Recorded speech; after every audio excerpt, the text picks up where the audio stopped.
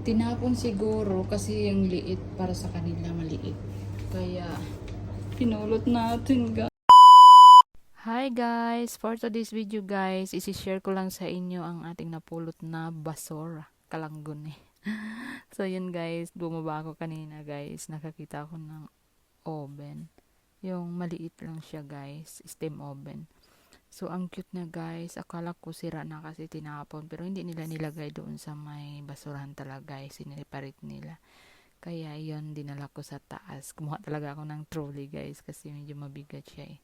Ayun, trinay ko, gumagana pa siya guys. So, hindi na natin yan nabibilhin. Siguro guys, tinapon nila kasi maliit siya eh. Ang liit talaga siya.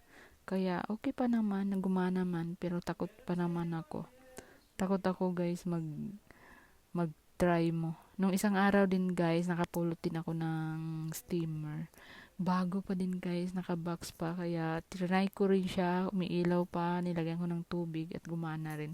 Ayun, marami-rami na yung kalanggunin natin. And that's it for today's video.